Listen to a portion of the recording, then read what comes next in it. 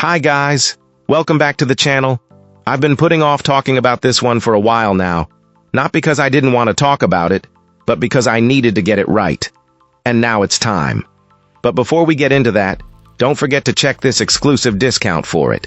You can find the link in both the video description and the top comment below. Alright, enough talk. Let's get right into it.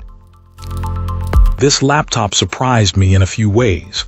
It's marketed as a gaming machine, and while it definitely holds its own in that department, it's not without its quirks. I upgraded the RAM pretty quickly, which I'd recommend to anyone buying it. You'll want the extra capacity.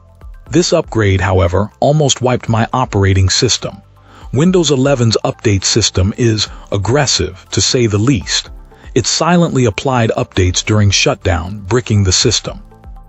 A reinstall was necessary, and this at least purged the pre-installed bloatware, but it's a hassle to have to troubleshoot this right out of the box. Gaming performance is a mixed bag. Ray tracing is a non-starter. Forget about playable frame rates with that enabled. However, I was able to get consistently high frame rates in games like Rainbow Six Siege at 1080p with some graphical settings adjustments. Halo Reach needed a bit more tweaking, mostly involving lowering the frame rate cap to eliminate screen tearing. Minecraft Java ran surprisingly well, even on a heavily modded server. The performance is decent, but don't expect to max out settings on every title. The design is straightforward. Accessing the RAM and adding extra storage is relatively easy. The cooling system seems well designed. The fans kick in during intensive gaming sessions, but they're not overly loud, even with an open-back headset. The software experience is less impressive. The default Windows 11 setup is perplexing. OneDrive integration is overly intrusive, automatically backing up your documents even if you haven't authorized it, and tying your local files to the cloud in a way that made managing them quite confusing. The keyboard feels a little unusual. It's certainly usable but takes some adjustment. The trackpad is acceptable, though I prefer a mouse. The speakers are adequate for casual use, but thin and unimpressive, so headphones are recommended. The ports are adequate but not abundant. Having a Type-C port with DisplayPort functionality and HDMI 2 is useful, and the placement of the Ethernet and power ports on the back is clever. However, I found the limited USB ports to be a significant drawback.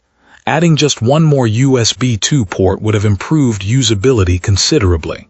The lack of an SD card reader was also disappointing, though that's more of a personal preference. In short, this is a capable laptop with decent performance and fairly easy upgradability. The downsides are primarily software-related: the Windows 11 update process, the OneDrive integration, and the rather mediocre speakers. It's a solid machine, but definitely be prepared for some minor annoyances that are easily fixed but still feel like avoidable setbacks.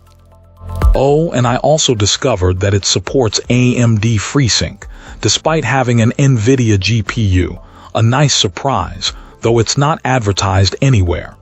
This improved the experience once I discovered and configured it. That's it for this one. If you found this helpful, tap that like button and subscribe for more.